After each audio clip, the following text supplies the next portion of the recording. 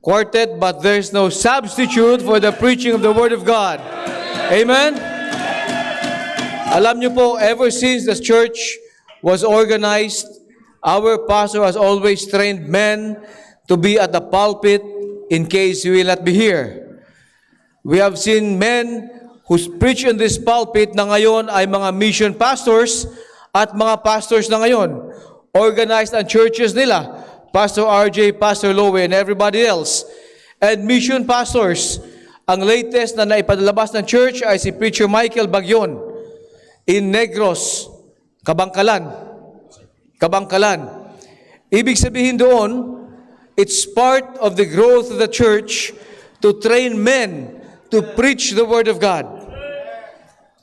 Today, wala yung ating pastor, but hindi ibig sabihin walang magpipreach po ng salita ng Diyos. And I praise God for the life of our preacher this afternoon. Kanina umaga po si Brother Jao. He was a young 5 or 6-year-old kid when I first got to the church. Si Maki naman, he was born in the church, I think on a Sunday service.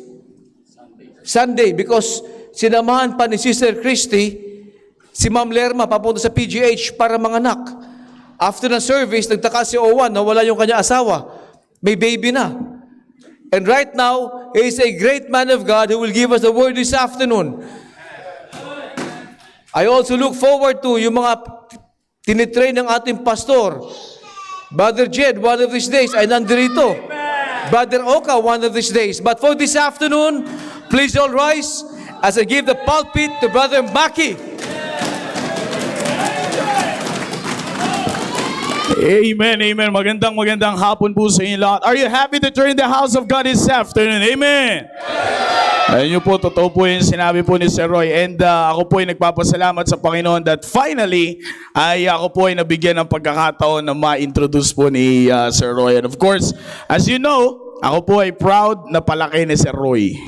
Yan, proud din. Totoo po yan. Kami po mga kasamahan po dito. Ito mga pogi na to, sir, na nasa harap, sir, no? Alright, so again, ay darating sa point na tutusukin mo talaga yung alang-alam mo para lang makalayo ka sa kanya. Kunyari, napupunta ka ng CR, gagawaan ng paraan para lumayo ka kay Sir Roy. But I really thank God for the discipline, for the privilege, and it is only by the grace of God. Amen. Amen. Gaya po mga kapatid, nang tayo po ay dinala sa first Sunday ng buwan ng September. Tatawagin ko si Jose Marichan. Di kayo masaya na kayo nasa loob ng tahanan ng Diyos. Amen? Amen! Alam niyo po mga kapatid, yung ikaw ay gumising sa umaga at alam mong araw ng Panginoon at meron kang tsansa na maging bahagi ng araw ng Panginoon, that is a great blessing. Kaya nga po mga kapatid, dapat sisikapin po natin kung meron man pong pinakamasaya na pagkakataon sa buhay po natin, ayan po yung matagpuan po tayo na tayo po ay nasa tahanan ng Panginoon kapag araw ng Panginoon. Amen! Amen! Alright, at alam niyo po, patuloy niyo po ipanalangin dahil ngayon ay sa hindi po maipaliwanag na pagkakataon ay hindi po namin alam kung anong nangyayari sa audio system po natin ngayon at kausap na po namin ngayon, kausap na po nila yung mga technicals po natin, kausap na po nila ngayon yung nag-set up po nito, and please pray na maayos po ito. Of course, kung tayo nga po ay nahihirapan, how much more ang ating mahal na pastor. No? Kaya patuloy niyo po yung panalangin na ibalik sa normal ang ating pong audio system. So kaya just continue praying mga kapatid that God will intervene, and kanina pagkatapos na maayos, bigla na naman as you can see na wala yung mga monitors, ngayong hapon ay nagkakaroon tayo ng problema sa signal. So gumagawa ng paraan ng Diablo mga kapatid. Kaya kung magpapaisa tayo sa Diablo, maiisahan tayo ng Diablo. Amen. So kung gusto ng Diablo na labanan natin. Amen. And the only thing na kaya natin labanan ng Diablo sa pamamagitan ng salita ng Diyos. Alright, so I'm praying that I will be a blessing po sa inyo ngayong pong umaga, ngayong pong hapon po na ito. And let's talk about involvement. Amen. At kung meron man pong pinakamahalaga mga kapatid na pag-usapan when it comes to involvement, kailangan muna nating lumago.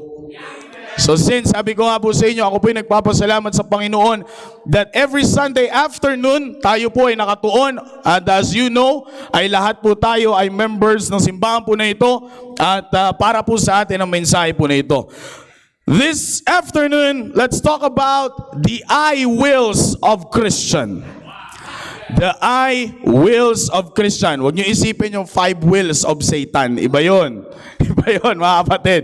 Ang pag-uusapan natin ngayon is the I wills of Christian. Alright? So yan po ang ating pag-uusapan. 1 Corinthians chapter 15, verse number 10. Isa po ito, ito po ay aking pong life verse.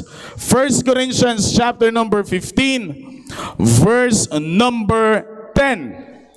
This is a great passage from the Bible upang makita po natin lalo ang katapatan ng Diyos sa ating pong buhay.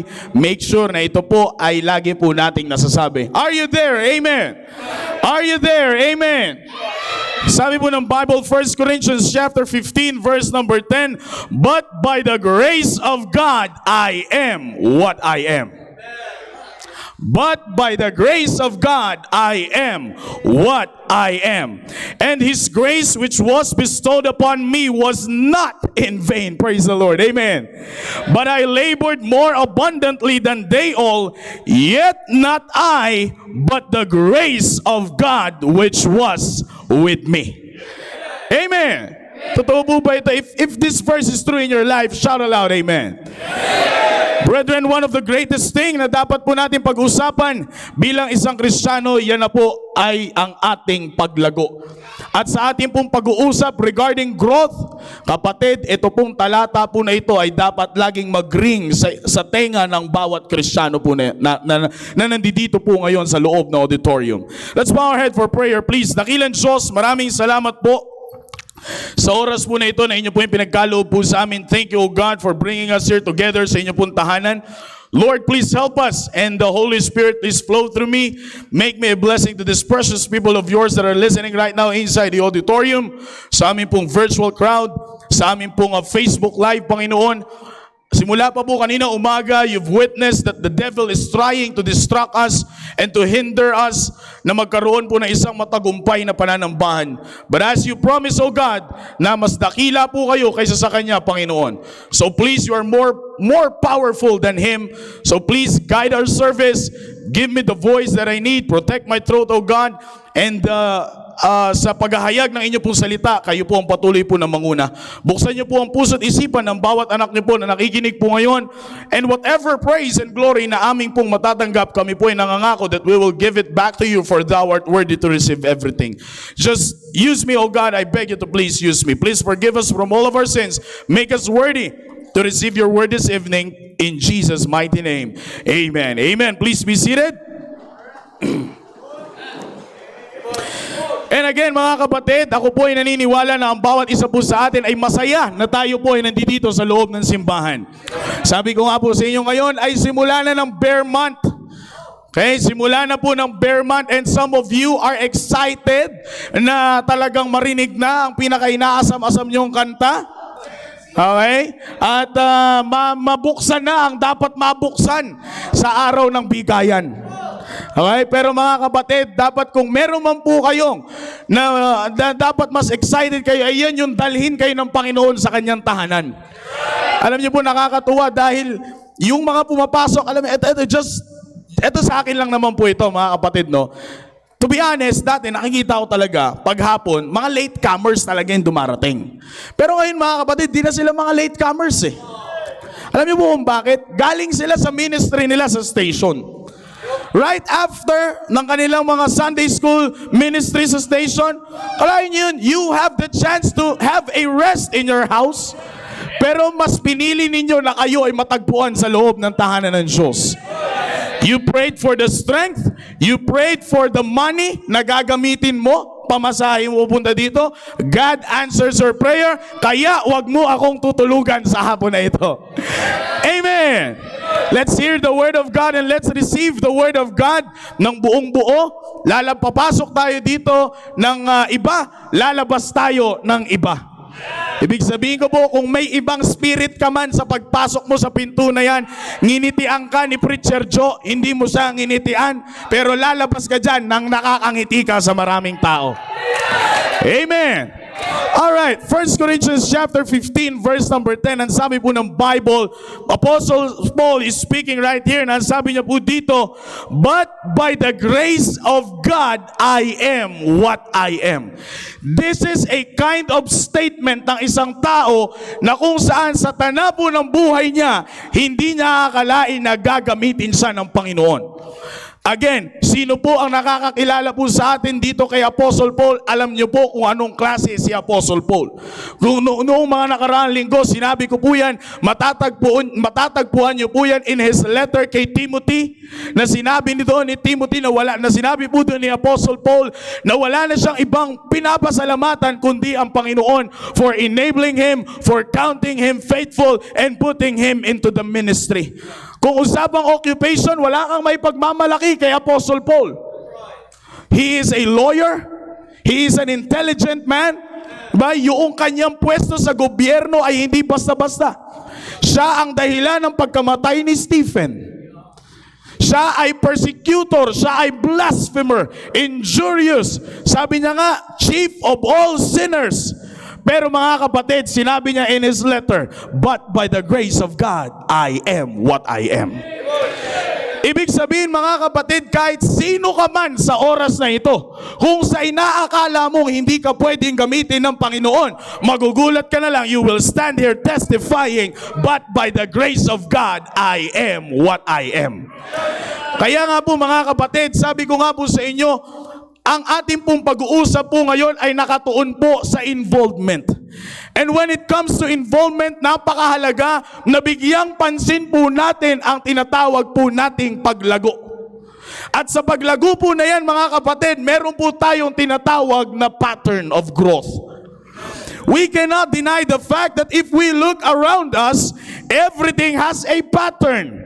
Pag bumili ka ng isang bagay, merong pattern yan para buuhin. Kahit saan ka po tumingin, laging may pattern or laging may pamamaraan paano mo magawa ang isang bagay. Katulad po neto. Halimbawa, ito pong audio system po natin. Hindi lang naman po ito basta bukas and then tapos na. Meron pong pattern para lumabas ang sound. Katulad po yan, as you can see, nakikita nyo, maraming speakers po dito. First, noong una po, ako ay wala rin akong knowledge about this. Akala ko, pwede mo lang pagsabay-sabayan na patayin lahat yan. Hindi po. Merong pattern ng pagpatay, merong pattern ng pagbuhay ng mga speakers. Dito ay uunahin mo ang right side, tama? Right side nila, left side ko. Okay? So uunahin mo itong part na to bago itong part na to. At hindi mo pwedeng unahin din na patayin ito, susunod ito. So as you can see, as you look around us, everything has a pattern or merong pamamaraan po ang lahat. Kaya nga po ngayong hapon po na ito mga kapatid, kung meron man po tayong dapat sikapin na malaman sa ating pong pag-aaral ngayong pong hapon po na ito, yan na po yung paraan or yung pattern ng ating paglago. Ulitin ko po, kung meron man po tayong dapat malaman sa ating pong Kristiyano pong buhay, yan na po dapat yung pattern ng ating paglago. Di po ba kapag bumili ka ng isang bagay, hindi mo yan basta-basta bubuuin lang eh. Ano ang una mong hahanapin? Yung manual. Dahil kapag hinanap mo yung manual, doon mo makikita step by step ang pattern. At kapag nasunod mo ang step, ikaw rin mismo ang matutuwa doon sa bagay na binili mo. Pero kapag hindi mo sinunod yung pattern, hindi ka matutuwa dyan. Baka mag-review ka ng pangit niyan. Baka mag-review ka sa Lazada or sa Shopee kung saan mo man binili yan. Sasabihin mo, scammer yung nagbenta sa akin ito. Pero ang hindi naman, but the truth of the matter is, hindi mo na sinunod yung pattern. Kaya hindi mo na gamit ng maayos. Kapatid, kung gusto po natin na magamit po tayo ng Panginoon ng maayos, let us follow the pattern of growth. Because the main goal of this message this afternoon is tayong mga matatagal ng members ng simbahan na ito ay hindi manawa sa paglilingkod sa Panginoon. Alam niyo po ba mga kapatid kung bakit minsan dumarating tayo sa punto na tayo po ay nananawa sa paglilingkod po natin sa Panginoon? Because the only reason is that we miss the pattern of growth. We miss the pattern of growth. Bakit po lumalabas ang warning na mag-ingat dahil maaari kang bumagsak sa sarili mong kasigasigan? Bakit po? Hindi sa sobrang galing mo, hindi sa sobrang ganito, hindi sa sobrang ganyan. Because you miss the pattern. Kasi minsan nagkakaroon tayo ng thinking na kapag marami na tayong ginagawa, malago na tayo. Kapag marami ka ng ginagawa sa church, you're good. Kapag marami ka ng ministry, you're good. Kaya magugulat ka na lang minsan, you will find out na nakita mo ang sarili mo on top, pero maya-maya lang nasa baba ka na. Now, what is the reason? You missed the pattern. Hindi mo na sinunod ang pattern. And also, not just only for the old members na hindi po kayo mawalan ng gana sa paglilingkod sa Panginoon, but also those who are just starting to involve yourself sa gawain ng Panginoon. Sisikapin po natin na at aalamin po natin at susundan po natin ngayong pong hapon po na ito ang pattern ng paglago upang hindi po makapasok ang tinatawag nating katamaran sa paglilingkod. Alam niyo po, minsan kapag baguhan kang Kristiyano, excited ka pa eh. Yung unang beses na sabihin sa'yo na area leader mo, Brad, ikaw ang magbasa ng Bible. Pambira, talagang aayusin mo yung background mo eh. Talagang itututok mo yan doon sa magmumukha talagang Garden of Eden. Talagang maglalabasan yung talent ng mga plantita at mga plantito para lang gumanda ang background. Excited ka eh. Sa susunod na linggo, Brad, ikaw naman ang manalangin. Ganun ulit. Ang bira, ang oras ng panalangin is 6 o'clock. 4:30, naliligo ka na. Diba? Excited ka. Susunod na linggo, Brad, ikaw naman ang mag-special number. Hala, sige, banat. Kahit walang-wala, banat. Sige. Oh. Diba, excited ka, Brad, ikaw ang mag-hold ng ganito. Yes, sir, yes, ma'am. Akong bahala dyan. Gusto mo, sir, ako na lang maging area leader. Oh. Sa mga susunod na linggo, Brad, ikaw ulit mag-prayer ah.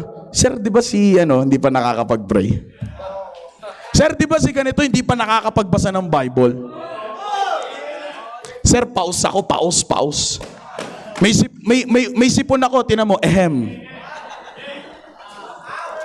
Di ba? Nagsisimula ka ng tamarin.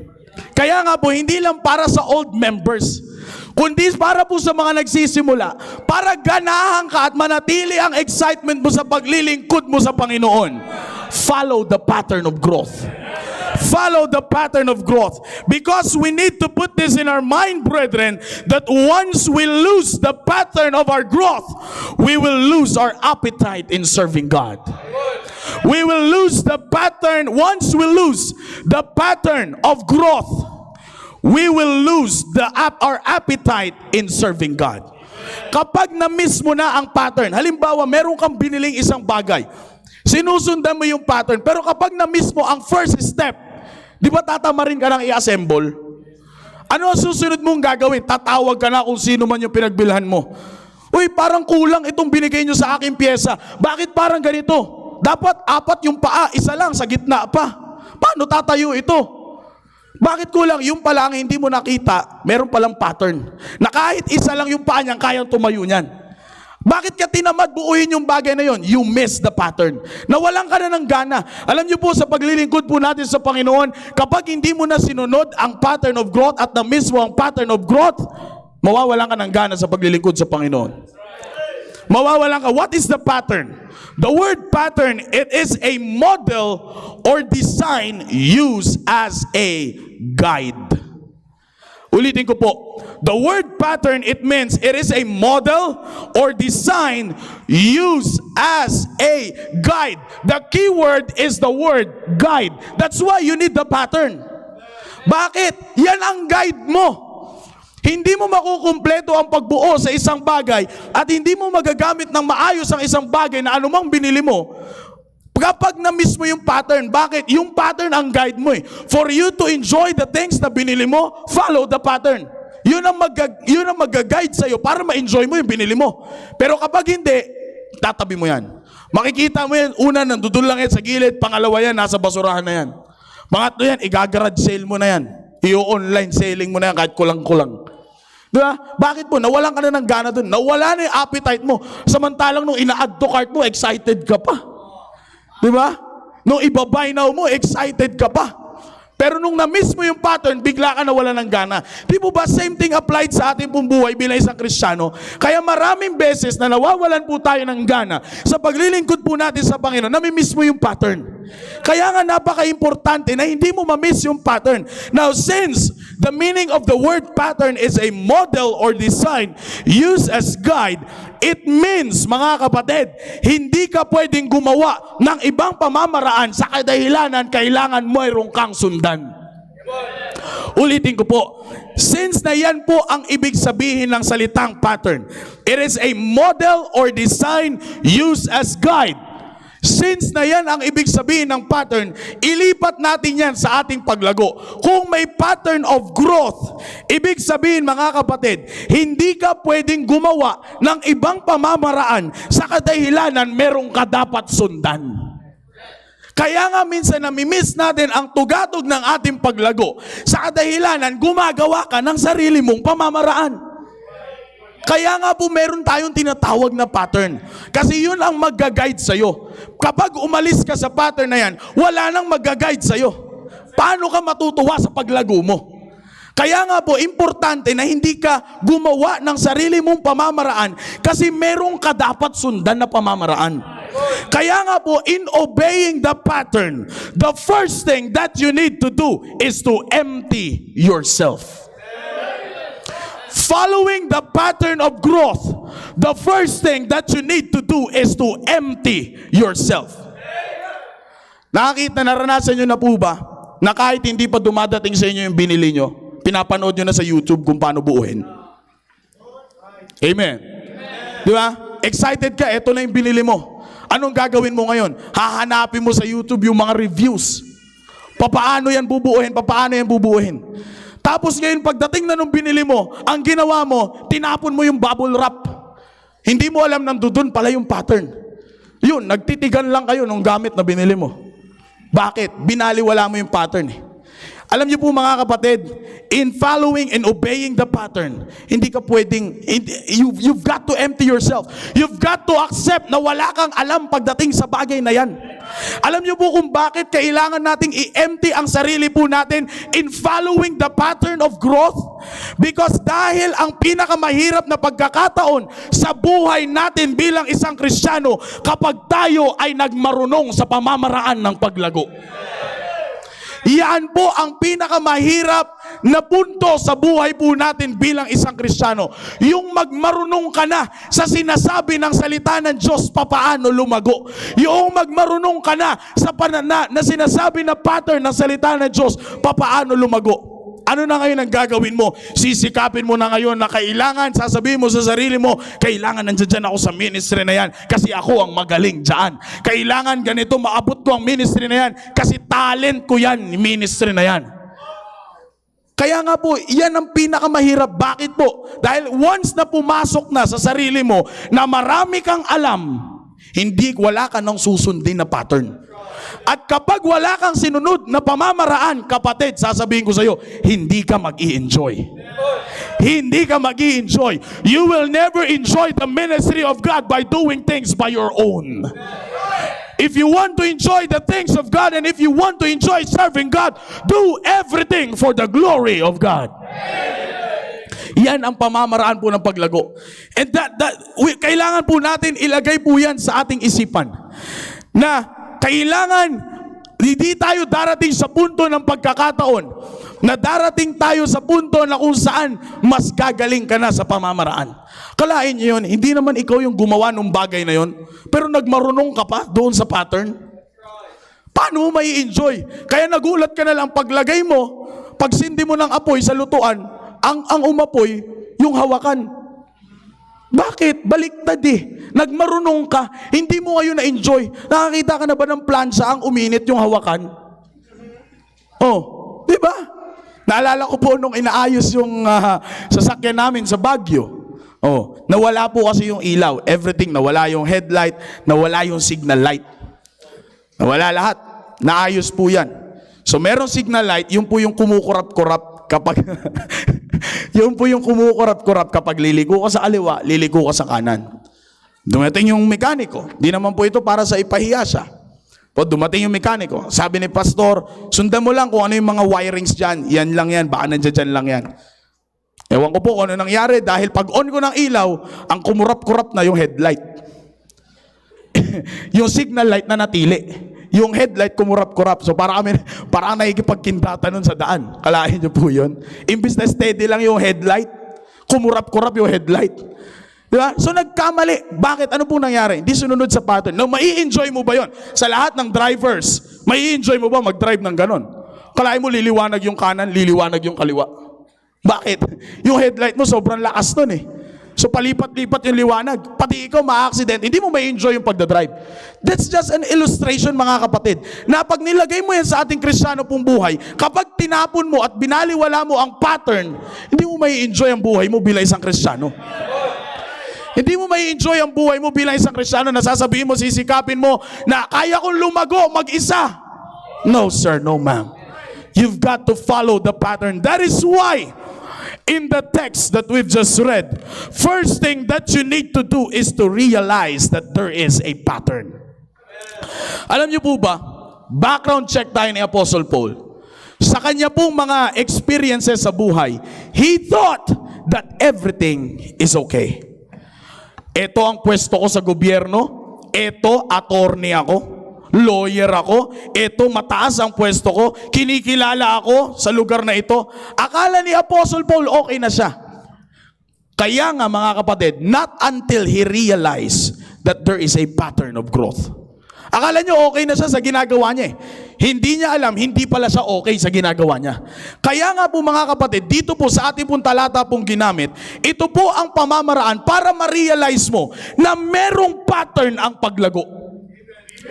Na merong pattern ng paglago. Kaya nga in the text that we've just read, the first thing that you need to do is to realize, in order for us to enjoy our Christian life, is to realize that there is a pattern of growth.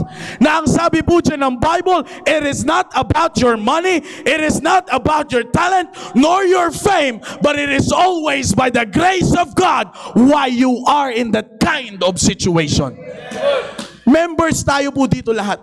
Lahat po tayo dito ay merong ginagawa sa area. Merong ginagawa sa simbahan. Kapatid, kung ikaw man ay napagkatiwalaan ng area leader mo to host a program, kung ikaw man ay napagkatiwalaan ng pastor to be the head of one of the ministries here and to involve one of the ministries here, kapatid, wag mong isipin na because kilala ka ng tao at nasa talent mo kung bakit ka nandyan. It is always by the grace of God. It is always by the grace of God. Ano man ang narating mo bilang isang miyembro ng simbahan na ito, huwag naman po sanang darating sa punto na sasabihin natin, o tinan mo, nung gumawa ng programa ang aking area leader, ako kaagad ang in-approach kasi ako yan. Linya ng trabaho ko yan. No, it is always by the grace of God. Maraming may talent. Kaya nga di ba minsan pag inassign ka na area leader mo, magtataka ka, sir bakit ako? Siya naman mas magaling sa akin yan. Hindi kasi sa ministry, hindi kailangan ang galing. Sa ministry, ang kailangan ay puso. Kapag wala kang puso sa ministry, hindi ka tatagal sa ministry. At sino ang magbibigay sa iyo ng puso para sa ministry? It is God. That is why it's not about your money. It is not about your talent nor your fame. But it is always by the grace of God. Mga kapatid, bilang isang Kristiyano, ang dapat na hindi mawala sa isip natin kung papaano ka naging Kristiyano. Yan ang wag na wag po natin tatanggalin sa isip natin kung paano tayo naging Kristiyano. Because by doing that, matutulungan ka na manatili ka sa pattern ng iyong paglago. That is why this evening, let us follow the pattern of Christian growth. Let's see if the I wills of Christian ay makikita po sa atin ngayong pong hapon, ngayong pong gabi po na ito. Which is the pattern of our growth. The I wills of Christian is the pattern of our growth. Huwag mong tatanggal, huwag mo isipin yung I wills sa Satanas. Sa kanya yun eh. Kung may sarili siyang I wills, may sarili rin tayong I wills. At ako'y naniniwala na mas kagamit-gamit yung I wills natin kaysa sa I wills ng dyablo. Alright? Brethren, ito po, the first I will is that, bilang isang Kristiyano, I will invest. I will invest. Now, in investing, there is a word that is very important, and that word is the word purpose. Kapag gusto mo mag-invest, anong purpose mo? Bakit ka mag-i-invest sa isang bagay na yan? Ano ang purpose mo? Bakit ka mag-i-invest sa isang kumpanya na yan? Ano ang gusto mong mangyari? You have a purpose para lumago ang kumpanya, para lumago ang anumang ini-invest natin. But most especially, ang una mong iisipin, ano ang magagawa sa akin yan? That is investment. Alright? Now dito po, pag sinabi nating I will invest, bilang isang Kristiyano, ano ang kailangan mong i-invest? First, invest your life. Invest your life. Romans chapter number 12. Romans chapter number 12, verse number 1. Sabi po dito ng Bible, I beseech you, therefore, sino po ang kausap? Brethren. Tayo po ang kausap niyan, mga Kristiyano. Hindi po yan ina-address sa mga hindi nakakakilala sa Panginoon. Sabi po ng Bible, I beseech you therefore, brethren, by the mercies of God, that ye present your bodies a living sacrifice, holy, acceptable unto God, which is your reasonable service. Brethren, it is very clear that the only reasonable service to God, that when we present ourselves as a living sacrifice for Him. Kaya nga po mga kapatid, bilang isang Kristiyano, sabi nga ni Sir Jao kanina umaga, huwag kang maging suspect ng identity theft. Bakit? Huwag mong hayaan na merong kukuha ng identity mo bilang isang Kristiyano. Kaya nga po bilang isang Kristiyano, don't just say that you are a Christian dahil pumupunta ka sa simbahan. Hindi mo pwedeng sabihin na ako kasi Kristiyano ako, kasi pag linggo ng umaga nasa simbahan ako, pag linggo ng hapon nasa simbahan ako, kapag Wednesday nasa simbahan ako. Hindi yan ang basihan ng pagiging Kristiyano. The first thing that you need to know, na kung bakit ka natawag na Kristiyano, is because you are a follower of Christ. Now, if you are a follower of Christ, don't just say that you are a Christian kasi pumapasok ka sa simbahan. Marami pong pumapasok sa simbahan. Di ba? Papakailaman mo ba kung ang ibang tao nagsasabi, ako nagsisimba rin ako sa ganito eh. Bakit? Simbahan ang tawag nila dun eh. Kaya nga, alam po ang lagi kong sinasabi, kapag sinabi mo na itong simbahan namin ay iba, ipakita mo kung anong kaibahan. Huwag mo sabihin na ito kasi simbahan namin, iba ito sa sekta ng relihiyon ninyo eh. Kayo pala ganyang klaseng relihiyon nyo. Ito kasi simbahan namin, iba kasi ito eh. Baptist kami. Na kung sinasabi mo at kiniklaim mo yan, dapat makita yan. Kaya nga, ano po ang kaibahan yan? Ano ang pagkakaiba na ikaw na pumapasok sa simbahan at ang ibang tao na nagkiklaim na sila rin ay pumapasok sa simbahan? Ano po ang pagkakaiba? Investment. Ano ang ini-invest mo? Yung buhay mo. Brethren, we need to invest our life so that God can use us mightily into His ministry. I said we need to invest. The first I will of Christian is that I will invest my life. Now, para hindi ka magdalawang isip, maaaring nagdadalawang isip ka pa eh, na pag nag-invest ka, pag in-invest mo ang buhay mo sa paglilingkod mo sa Panginoon, para hindi ka magdalawang isip, balikan mo. Ano ang pinaka-importante sa salitang investment? The word purpose. Now, in investing your life sa gawain po ng Panginoon, nandiyan dyan ang salitang purpose. Now ask yourself, what is the purpose of my life?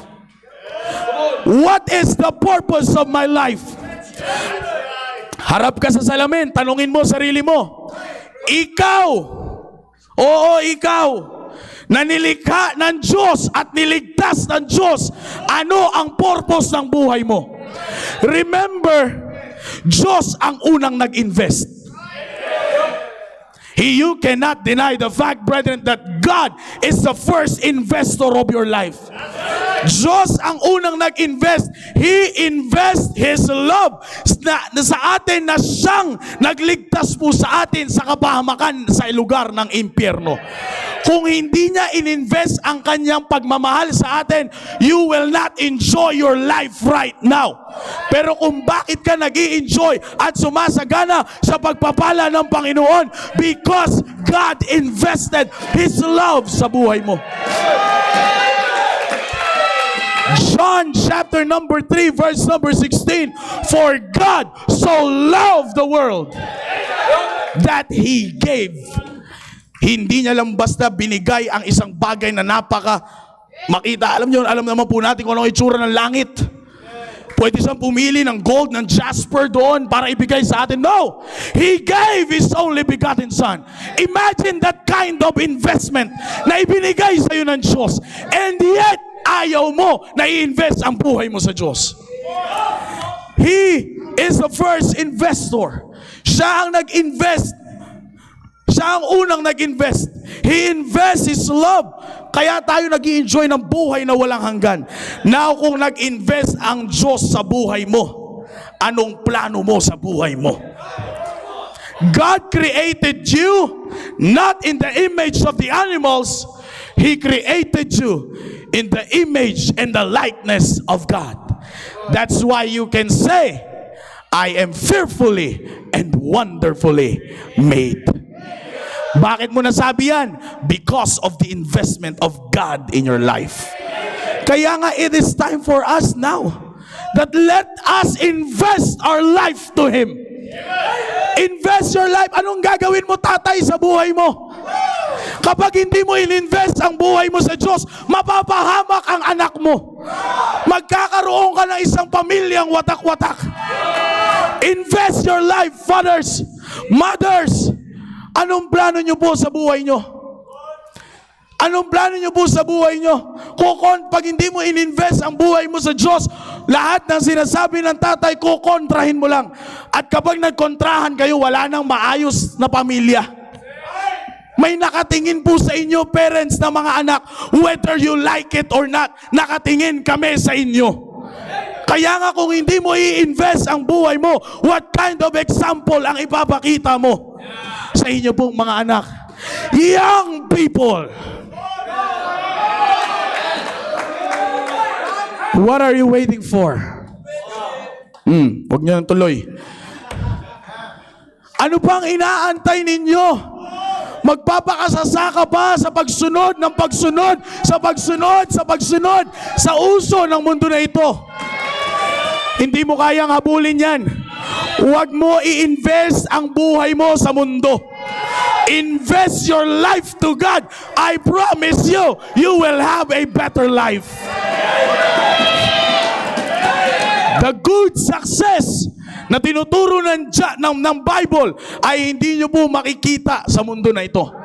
The good success na tinuturo, kahit gaano ba kaganda ang karir mo, hindi mo yan mapupulot sa mundo. Ang magandang buhay ay mapupulot mo once you invest your life to God. That is why kung gusto mong lumago bilang isang Kristiyano, the first I will na dapat mong gawin is that I will invest my life.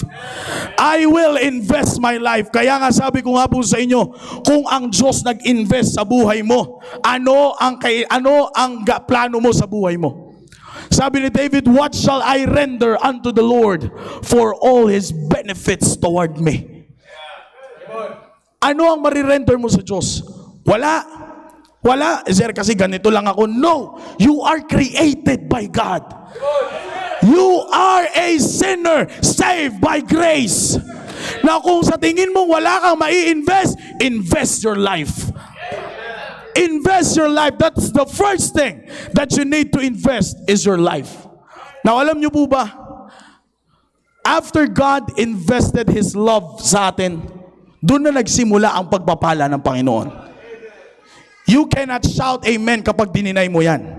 Pero kapag hindi mo dininay, na simula na nag-invest ang Diyos, na simula in-invest ng Diyos ang kanyang pagmamahal sa buhay mo, you can say amen, na doon na nagsimula ang mga pagpapala na hindi mo akalaing matatanggap mo. That's why the second thing that you need to invest is money. Wala na, finish na. Your money. Sir, is it biblical? Oh yes, it is biblical. Alam niyo po ba, the first church, yung simbahan, yung mga unang Kristiyano, ganito ang ginawa nila. Ganito po ang ginawa nila. Makikita niyo po yan in the Bible. Puntahan po natin, Acts chapter 2. Acts chapter number 2, verse number 44, down to verse number 45. This is the day of Pentecost after Paul preaches the gospel.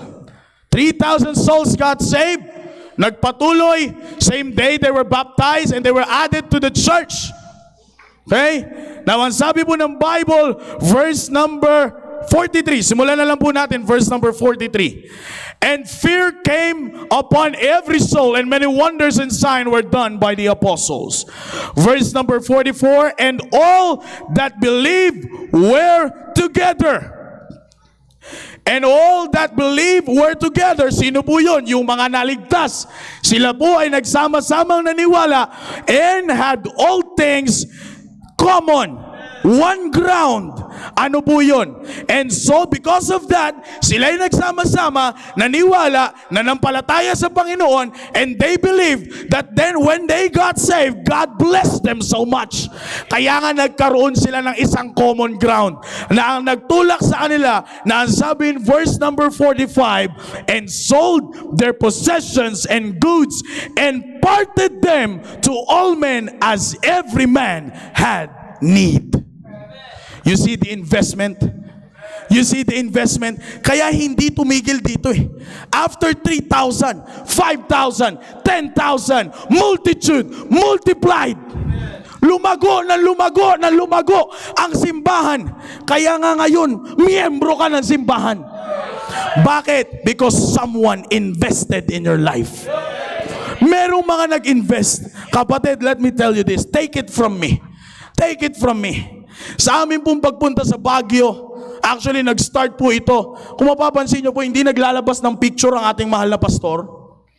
Siguro sa mga naka-friend kay Sir Alex, siya lang yung nag-post. Pansin nyo po ba, hindi naglalabas ng picture sa ating mahal na pastor kung ano nangyayari sa Tarlac.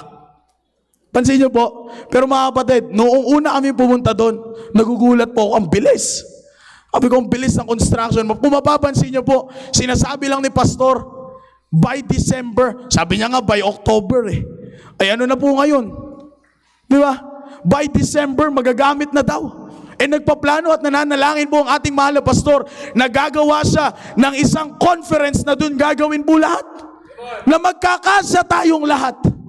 Alam niyo po kung bakit merong ganong klaseng, kung meron pong tayong ganong klaseng inaantay na blessing ng Panginoon sa atin, because some of you invested your money sa gawain ng Panginoon.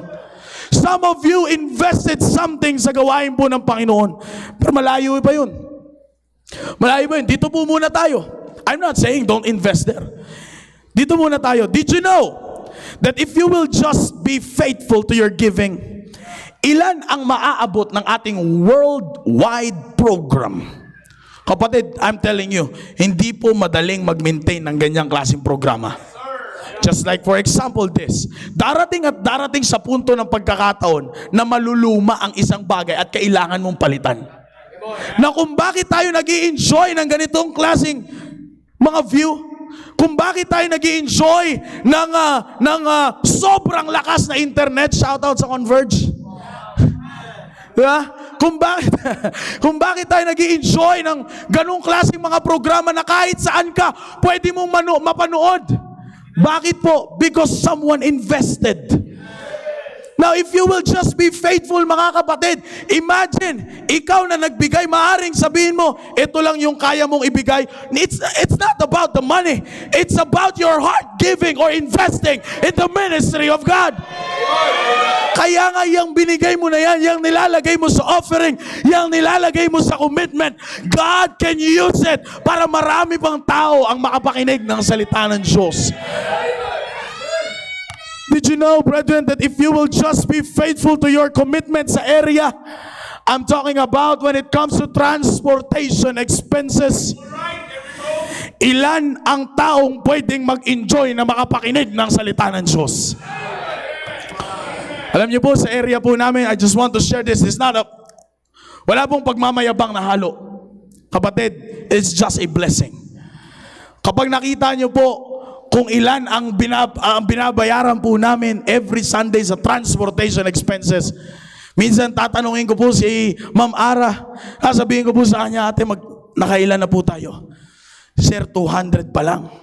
Out of, may nagbigay po sa akin sa GCash, iaano ko na lang. Sige sir, 200 plus ganito. Sir, 300. Ilan pa po ang kulang? Ilang jeep pa ang hindi nababayaran? Sir, isa pa lang yung naaabutan natin ng bayad. Pero at the end of Wednesday, makikita nyo po, by the grace of God, wala kami utang sa mga jeepney driver. Wala kami utang sa mga jeepney driver. If I'm not mistaken, 9 jeepneys, 8 jeepneys ang binabayaran po namin. And alam naman po natin, we cannot blame the drivers. Grabe naman taas yan. Alam naman po natin ang panahon ngayon. Naintindihan naman po natin. At hindi na po natin kailangan makipag-argue sa kanila. All we have to do is just to trust God in our investment. Kaya nga, kapatid, sa mga members, di ba, sa mga members, di po ba sa mga members? Kung kayo po ay magiging tapat, na sinabi nyo sa area leader nyo, Sir, I will invest every weekly. Ito po ang ibibigay ko. Kapag nanatili kang faithful dyan, imaginein mo, ikaw lang, maaaring kung isipin mo, parang mukhang ako lang ang nagbibigay ah. Pero isipin mo ba, sa ganong karaming tao ka naging pagpapala? Sa ganong karaming tao ka nagiging pagpapala? Ito lang ang kaya mong bigay, it doesn't matter.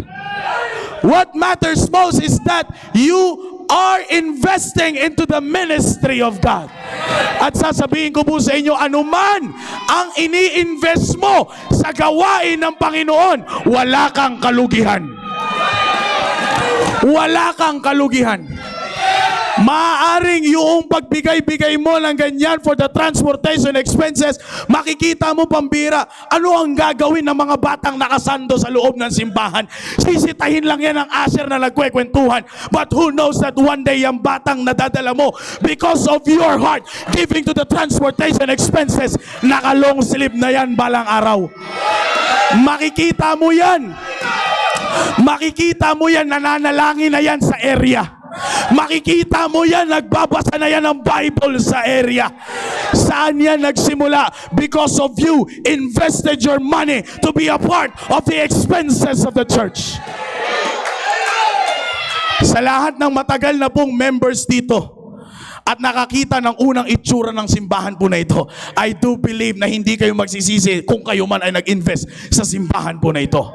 You are enjoying a fully air-conditioned auditorium because of your investment.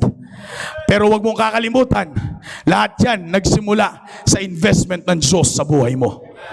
Kaya nga kung nag-invest ang Diyos sa buhay mo, huwag ka ring mag-hesitate na magsabi that I will invest. I will invest. Second one, I will involve. I will involve. Brethren, when we say I will involve, it means you will soak yourself in the ministry of God. You will soak yourself in the ministry of God. Brethren, put this in our mind that as a Christian, involving yourself into the ministry of God and being active in all programs will serve as your protection.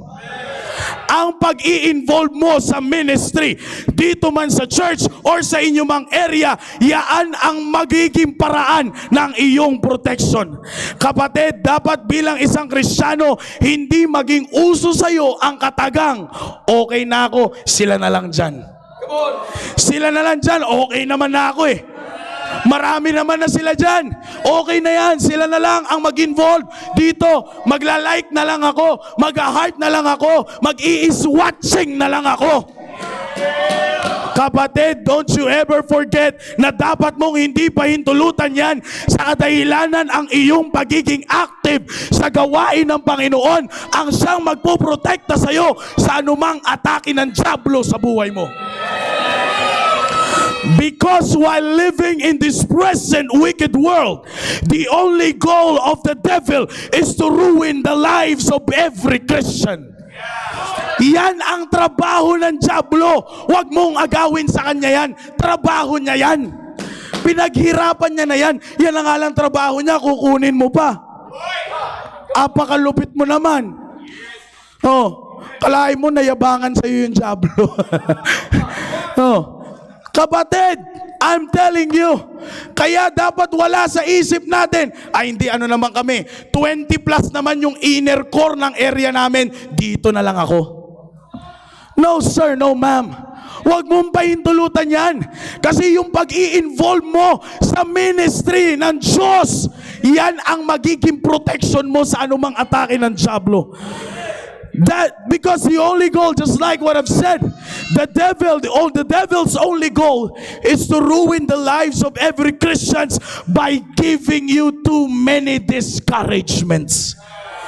He will offend you and he will tell you na yung pinagpalit mong buhay sa labas ay hindi katanggap-tanggap sa mundong ito.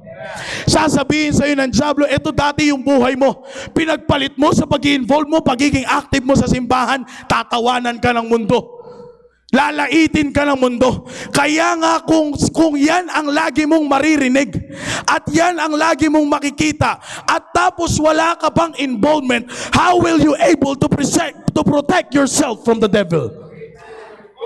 Alam niyo po ba yan? Ikaw tong nag-involve at alam mong nasa tama ka, ikaw pa yung mamasamain. Diba? Kailan ka nilayuan ng kaibigan mo nung nag-involve ka sa ministry? Kailan ka nilayuan ng magulang mo? Kailan ka pinagalitan sa trabaho mo? Nung naging active ka sa ministry, nung naging active ka sa simbahan, na kung iisipin mo parang tama nga naman na, akala ko ba sa Panginoon tong ginagawa ko? Akala ko ba puprotektahan ako? Kaya nga kung yan at yan ang lagi mong maririnig, di ba puro discouragement, mapupunta ka sa isang pagkakataon na ma-offend ka. Eh kung wala ka bang involvement, paano mo poprotektahan ang sarili mo? Yes! Kaya nga mga kapatid, yan ang tatandaan mo. Pero kung meron kang involvement, I'm telling you, tatawanan mo lang ang dyablo. Tatawanan mo lang ang dyablo. The devil will try to give you discouragements. The devil will try to offend you. Pero kung meron kang involvement sa simbahan, meron kang involvement sa iyong area, yes, you can directly say to the devil, yes, you may discourage me, but I'm sorry, wala akong oras na patulan ang discouragement mo because I am a busy boy, I am a busy girl doing great things for God. Kalahin niyo po yun. Meron kang lakas ng loob na sabihin sa dyablo, sorry, ino-offend mo ko, dinidiscourage mo ko, pasensya ka na, hindi ko kayang patulan yan, busy akong mag-soul winning. Pasensya ka na, hindi ko kayang patulan yan kasi meron akong kailangan gawin sa area. A-approach ka ng mga kaibigan mo at sasabihin, puro ka na lang simba, puro na lang yan ang inaatupag mo. You can say directly to them, pasensya na kayo, wala akong oras para patulan kayo. I am busy doing great things for my God. Masasabi mo lang yan, kapatid, kapag sinabi mong, I will involve. You can never say that to the devil's face, not until you say, I will involve. Wala kang lakas, wala kang mapagkukuhanan ng lakas para kalabanin ng dyablo. Bakit? Una mong kinalaban, Diyos. Sabi nga ni Pastor, kapag kinalaban mo ang Diyos, sino pang kakampi mo? Wala na magtatanggol sa'yo. Kaya nga instead na labanan mo ang gawain ng Diyos, involve yourself into the ministry of God. Kaya kahit anong padala sa iyo ng dyablo, discouragements may arise offense may arise, pero kaya mong sabihin, thanks be to God. Sa dami, sa isang discouragement, kaya mong sabihin, isa lang, yan lang ba kaya mo? Isang discouragement lang? Isang kaibigan lang? Isang katrabaho lang? Iyan lang ang discouragement na kaya mo? Bago mo pa ibinigay ang discouragement na yan, I've got too many encouragement na narinig ko. Kaya pasensya na! Pasensya na, ha? Kaya mo sabihin sa dyablo, pasensya na! Hindi kita kayang patulan. Hindi sa takot ako sa'yo. Busy lang talaga ako. Dami kong ministry. Amen. Busy lang talaga ako kasi marami akong ginagawa para sa Panginoon. Alain niyo po yun. Kaganda na marinig sa isang tatay na paglabas ng bahay, sasabihin sa'yo, pre, di mo na kami kinakausap pa. Pasensya na kayo. Magsosolwining pa ako eh. Ano ba yung soul winning na yan? Oh, you see, naligtas mo ba yung kaibigan mo? Ginamit ka pa ng Diyos because of your busyness into the ministry of God. That is why, don't hesitate to say, I will involve. Huwag kang matakot, huwag kang magdalawang isip. Sa kadahilanan ang iyong pag-i-involve, yan ang iyong magiging protection.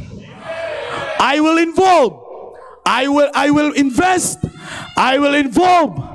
I will improve. I will improve. Now at this point, it is very important na dapat po tayong makitaan ng improvement bilang isang Kristiyano. For 2 Corinthians, open with me your Bibles in the book of 2 Corinthians. Alam naman po natin na lahat po tayo ngayon ay ginagamit ng Diyos. Amen. I said, alam naman po natin na lahat tayo ay ginagamit ng Diyos. Amen. Kaya nga, kung ikaw ay ginagamit ng Diyos at miyembro ka ng pamilya ng Diyos, you've got to improve. You've got to improve. At this point, kailangan po tayong makitaan ng improvement. You know why? Sa kadahilanan na tayo po bilang isang Kristiyano ay hindi na po basta-basta ang dala-dala po nating testimony. 2 Corinthians chapter number 6 in verse number 3. Ang sabi po ng Bible, giving no offense in anything, that the ministry be not blamed. Giving no offense in anything, that the ministry be not blamed. Are you familiar with the phrase of the unbelievers? Ganyan pala ugali niyan, Kristiyano ka pa naman. Kid, kala mo kung sino makapagsimba. Kala mo kung sino makapagpa-Bible, pero ganito naman ang ugali sa labas. You need to improve. That is why, kapatid, para hindi masira ang testimony na dala-dala po natin, let us improve. Huwag kang papayag, kapatid, na hanggang gatas ka lang. Matuto kang mag-soft drinks. Low carbs. Di ba? Sabi po ni Apostle Paul, as a newborn babes desire the sincere milk. Pero kapatid, huwag kang papayag na hanggang gatas ka lang. Matuto kang kumain ng karne. Matuto kang kumain ng karne, kapatid. Ang tagal mo na dito, na-o-offend ka pa sa preaching.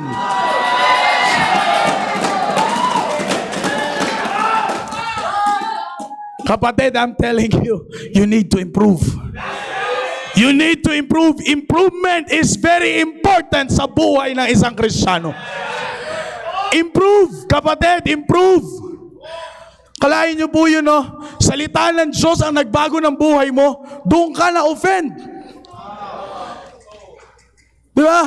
Yung pastor na inayawan mo, pag nagkaroon ka ng problema, siya ang unang kukontakin mo. You need to improve. It doesn't matter how many years ang itinagal mo dito sa simbahan. You need to improve.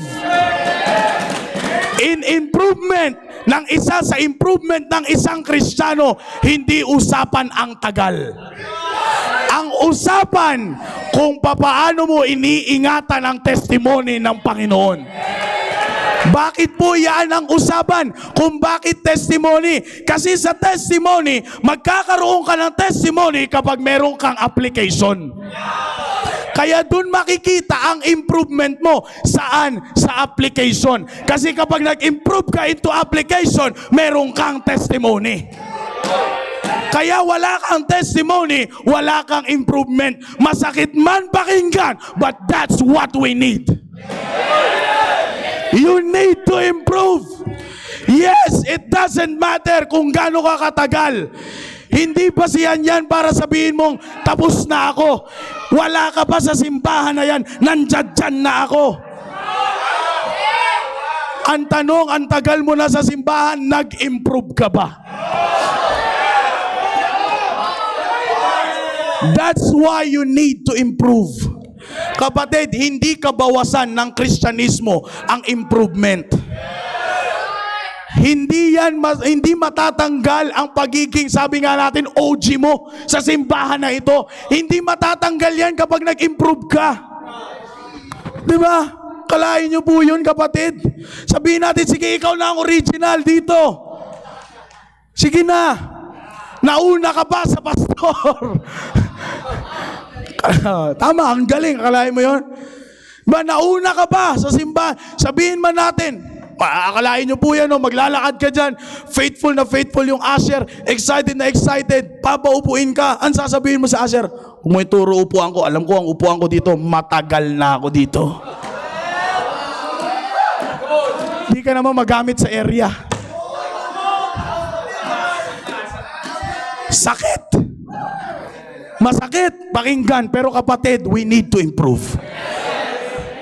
Alam niyo po mga kapatid, lagi po itong sinasabi ng ating mahal na pastor. Maaring meron kang kayang ipagmalaki sa iyong sarili.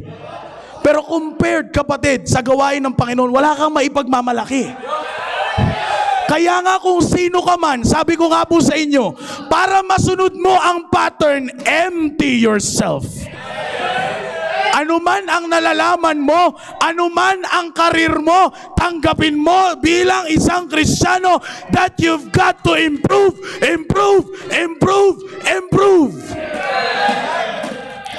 Di ba nga, buti pa yung read your Bible, pray everyday, di tumitigil yung as you grow eh. Di ba? Remember nung Sunday school ka? Ako po sa totoo lang, nakikipagtaasan talaga ako ng as you grow eh. Pumapatong ako sa upuan, umaakit ako sa beam. Bakit? Gusto ko ipakita, mas mataas yung grow ko eh. Di ba? Oh. Bakit sa action song lang natin kayang gawin? Let us grow and grow and grow. Improve, improve, improve. Dapat kung gaano po tayo katagal nang naglilingkod sa Panginoon, kapatid, dapat mas lagi ka pang mag-improve. 10 ministry na ang hawak ko. 10 ministry ang hawak mo, wala ka ng ministry. Kapag sinarado mo, kapatid, ang isip mo sa improvement, that is the end of everything. That is the end of everything. Alam niyo po, every time na nakikita ko po yung magkapatid na magkausap, Pastor Hill and Pastor Ed, sabi ko nga po, kung iniisip ng ibang tao, anong maikikwento mo kay Pastor Ed? 49 years in the ministry.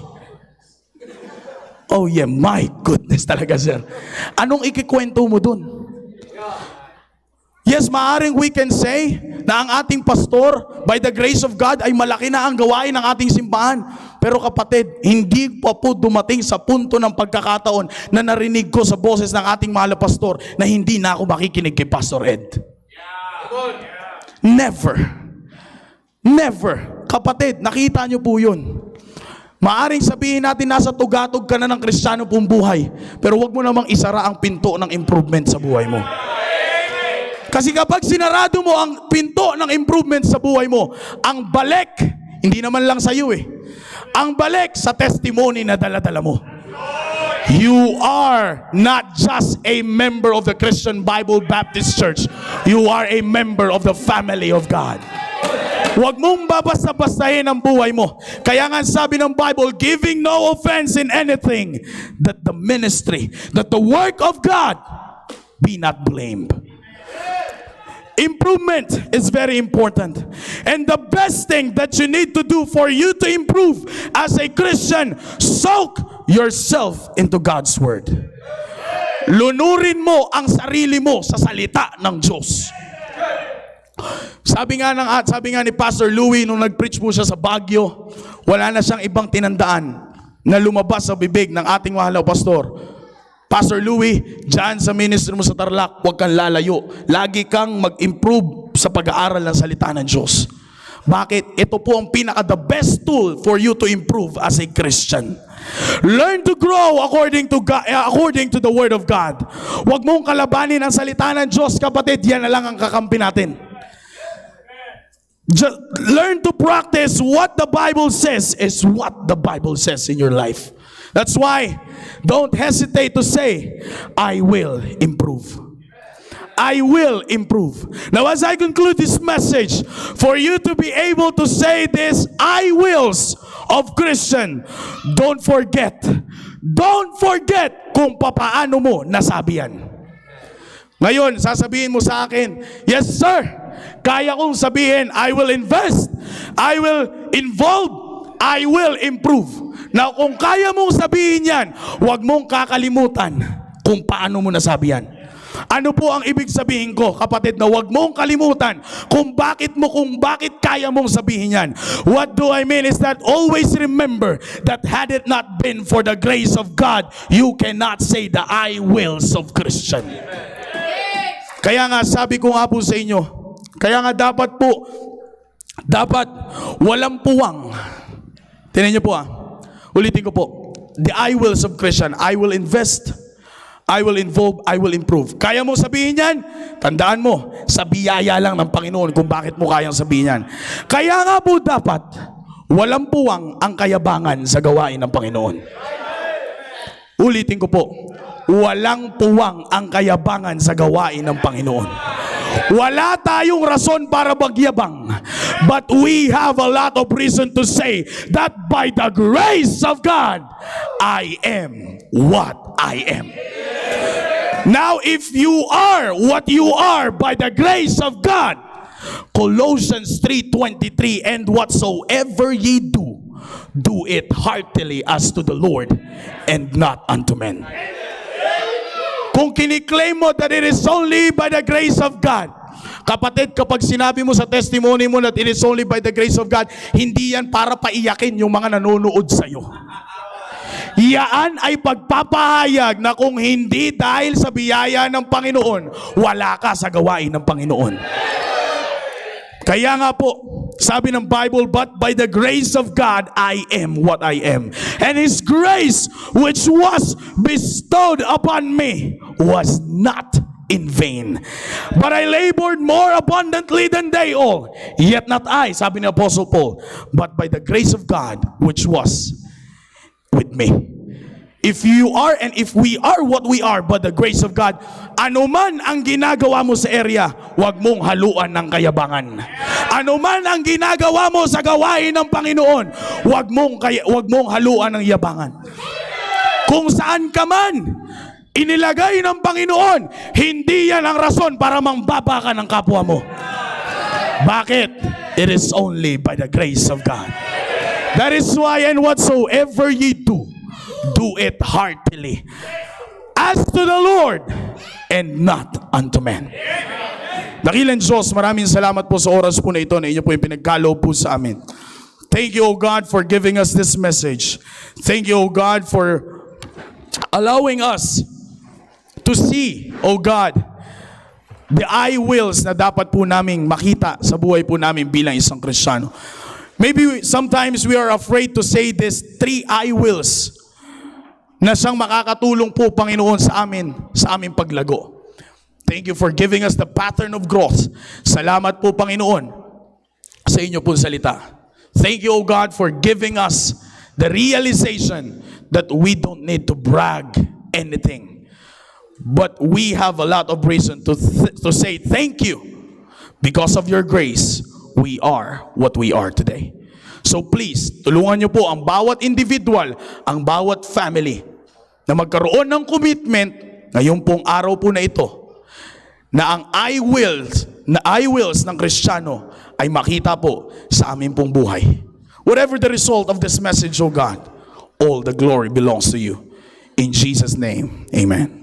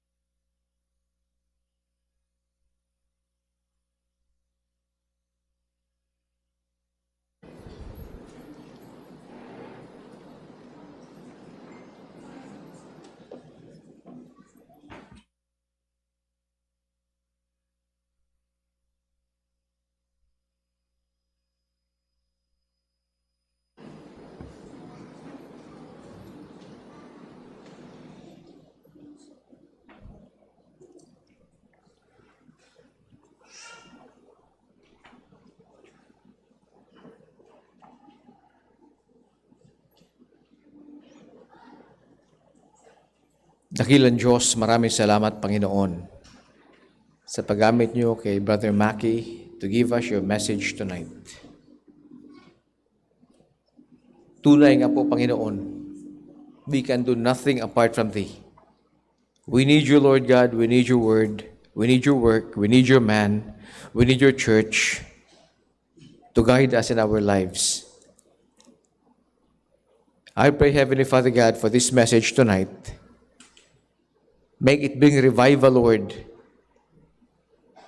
in the way we invest, in the way we involve, and in the way we want to improve. Bless your people, Heavenly Father God. Look at the families, Lord. Look at the individuals talking to you. Head bowed, knees bent. Bless them, Heavenly Father. Maraming salamat sa inyong katapatan sa amin, Panginoon. We love you, Lord. All this I ask in Jesus' mighty name. Amen.